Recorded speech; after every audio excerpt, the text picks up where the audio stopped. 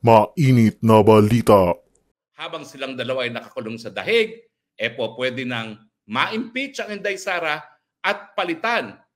Sinong ipapalit? Siyempre, yung nagnanais maging presidente, si Tambalus. Pag tinawag mo presidente, abogado ito eh. Of course. Di ba? Kaya useless. Kung wala kayo may sagot, huwag nyo nang tawagin, mapapahiya lang kayo.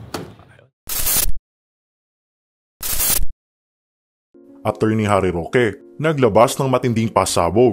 Kamara, mapapahiya lang di umano kay former President Duterte kung iimbitahan ito sa kanilang pagdinig.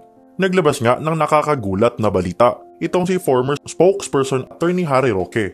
Di umano ay balak nang isuspindi si Davao City Mayor Baste Duterte. Ito ay kaugnay sa isinasagawang investigasyon sa naganap na drug war sa Davao City na nagresulta sa pagkakapatay ng ilang mga individual. Nauna nang masuspindi ang kapulisan ng Davao City na talagang ikinagulat ng lahat lalo na si Mayor Baste. Ngayon nga ay di umano nakalatag na ang planong suspindihin ang alkalde ng Davao City kasunod din ito ng pagtungo ni Pangulong Bongbong Marcos sa nasabing lugar. Ayon kay Attorney Roque ay inisa-isa na ang mga taga-suporta ng pamilyang Duterte kasabay ng mga isinasagawang hakbang maisog rally upang paralisahin ito. Ayon sa dating spokesperson ay isa di umano itong mensahe na nais ipahiwatig sa mga taga-suporta ng pamilyang Duterte na wala na sila sa kapangyarihan. Kasunod ito ng plano di umano ni House Speaker Martin Romualdez na matagal ng sentro ng mga kontrobersya dahil nga sa di umano'y ambisyon nitong maluklok sa pwesto. Napag-alaman po namin sa ating mga bubuit at sa ating crystal ball na sususpindihin daw po ang ating Mayor Baste Duterte. Uulitin ko po, hindi po ito haka-haka, ito po ay katotohanan. Sususpindihin na raw po ang Mayor Baste Duterte at i-issue ang suspension order matapos ang araw na ito kung saan nagtungo po sa Davao si PBBM. Sususpindihin po nila ang ating Mayor Baste Duterte. Siguro naman hindi nyo na dapat tanungin kung bakit. Unang nasuspinde ang gobernador ng Davao del Norte dahil sa maisog. Pangalawang nasuspinde, Mayor Mark Crama dahil sa maisog. At ngayon naman, syempre dahil rockstar ang Mayor Baste Duterte sa lahat ng maisog rally at siya po talaga ay mainstay ng maisog rallies, si Mayor Baste Duterte ang isususpinde. Hindi lang po yan dahil sa maisog. Yan po ay mensahe sa lahat ng mga tagasunod ng mga Duterte. Tapos na ang inyong termino, suspendido na kayo, kami na ngayon ang naghahari sa bansang ito.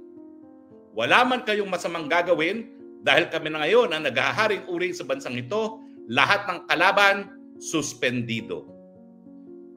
Matapos po nilang ipasara at supilin ang SMNI na tanging telebisyon na siyang naghahayag na mga punto de vista ng dating Presidente Duterte, ngayon naman po, sinampulan na ang pamilyang Duterte at ang mensahe, simula pa lang yan.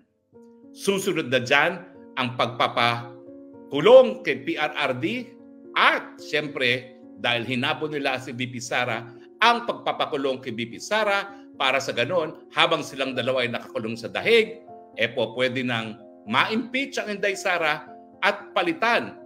Sinong ipapalit? Siyempre, yung nagnanais maging presidente, si Tambaluslos. Simula na po ang panunupil ng karapatan ng mamamayang Pilipino na pumili ng kanilang mga leaders. Kung akala po ng Marcos administration na ang ginagawa nila ay tinitira lamang po ang mga Duterte, hindi po. Dahil sa kanilang panunupil ng karapatan malayang pananalita, dahil po sa kanilang pagsususpinde sa mga Duterte na siya lamang nag-a-articulate lamang, nagsasalita ng adhikain ng mga mamamayan na napakahirap na ng buhay dahil sa mataas na bilihin, napakahirap na ng buhay dahil sa mababang sweldo. Anong ginagawa ninyo? Linulustay nyo pa ang salapi ng bayan para amendahan ang saligang batas ng kayo po ay manatili sa kapangyarihan habang buhay.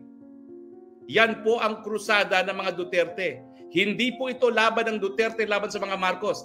Ito po ay laban ng sambayan ng Pilipino, laban sa pamilyang Marcos na talaga namang pong inuulit ang ating kasaysayan at magpapasasa sa pwesto habang buhay dahil lang nais nila. Bumalik ang good old days at ngayon nakikita naman natin lantaran ng nakawan sa gobyerno, lantaran ng smuggling. Lantaran na rin po ang cronyism. Inuulit lang po nila ang kasaysayan na mga nangyari nung panahon ng diktadoryang Marcos.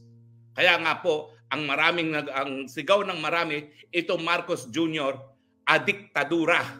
Diktadura na adik pa. Adik dahil meron nga po mga paratang at mga ebidensya na siya gumagamit ng pinagbabawal na gamot. Suspensya pa lang. Pero hanggang ngayon, wala pong pagsisinungaling. Wala pong denial. Ang meron lamang ay isang tawa at isang sabi na I will not even dignify that with the response. And yet, nandyan po ang Nikki Cosseteng na nagsasabi na kanilang mga kabataan alam po nila na gumagamit din ng presidente.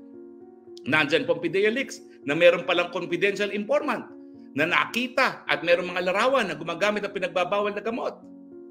Hindi lang po talaga korupsyon ang problema sa Marcos Jr. gaya na naging problema kay Marcos Sr. Hindi lang po cronyism ang problema sa Marcos Jr. gaya na naging problema ng Marcos Sr. Meron pa pong isa, yung suspecha ng marami na siya po ay adik.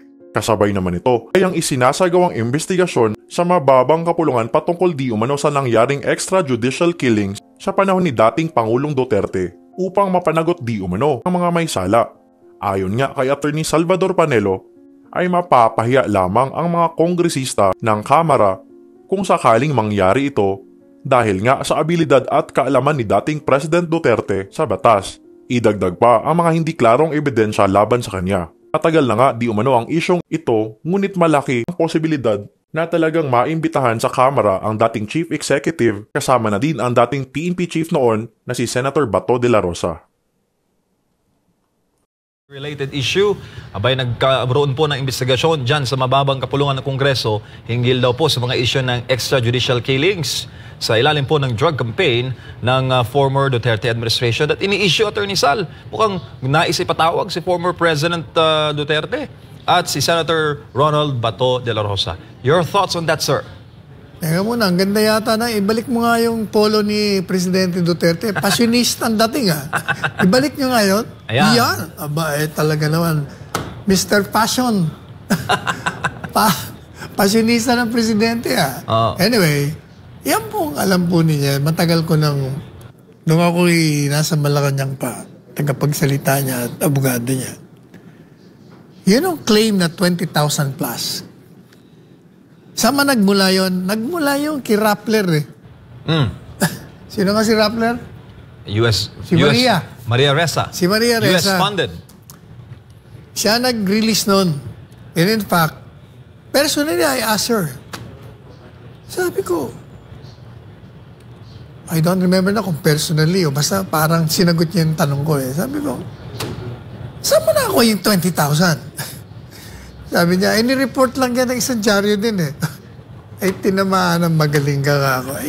Inuulit mo lang pala, hindi mo verify. Kaya ever since, hinahamon na po natin, kahit si Presidente Duterte, yung 20,000 yun, nasaan yan? Saan ang listahan yan? Kasi, yung gobyerno, meron pong listahan ng mga napatay o namatay in the course of the raid. Kumpleto ang facts. In fact, pinalalabas pa sa TV. O yun ang recorded. Yung sinasabi nyo, chismis. Nasaan yun? Tsaka, yan, tama yun si Congressman Abante. Sabi niya, kung totoo yan, may mga kliyente ka, bakit di ka nagpapile?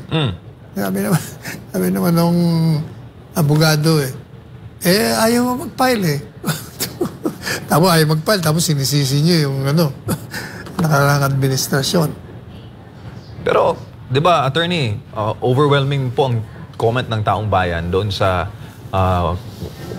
war against drugs. At may resulta. Talagang narami din nasasabi sa ating comment section na mukhang pag Duterte na mga programa, binabalikan at sinisiraan. Anong masasabi mo doon, sir? Eh, siyempre, sino ba sumisira? Di mga kalaban yung Presidente Duterte. Ang katotohanan niyan, talagang ang tao, nung panahon ng Administrasyong Duterte, sila po ay naglalakad sa kalye, umuwi, nagpupunta sa trabaho, nang walang agam-agam na sila ay madidisgrasya, mananakawan, ma-hold up, mababaril. Kasi nga, ang mga pulis noon, sa panahon ni Presidente Duterte, talagang ginagawa nila. Pinapain nila ang buhay nila dyan para maging mapayapa ang taong bayan sa kanilang araw-araw na pag-ikot sa kanilang mga buhay. Ayan pa yung issue, Attorney Sal, na marami rin nagsasabi na itong investigasyon sa Kamara, idudugtong ho ito doon sa posibleng ICC arrest naman kay former President Duterte. Kita mo, sabi ni Congressman Abante, huwag nang babanggitin ng ICC rito, ha? Yan, insulto yan dito sa bansa natin, na pinakikalaman nila. Okay ka dyan. Abante ka pa. Pero sir, knowing the former president, do you think dadalo ang former president sa House probe? Sabi naman ni Congressman Abante, we will have to give due respect to the president. He wants to come. He may want to join us. Kung ayaw niya naman, wala rin problema. Kasi, pag tinawag mo presidente, sasabihin sa'yo ni presidente, nasaan yung 20,000? Pakita niyo sa akin mga listahan. Sino yan? Kailan namatay yan? Anong petsa niyan? Anong okasyon yan? Abogado ito eh. Of course. Di ba? Kaya useless. Kung wala kayo may sagot, huwag niyo nang tawagin, mapapahiya lang kayo. Ayun, blockbuster yan.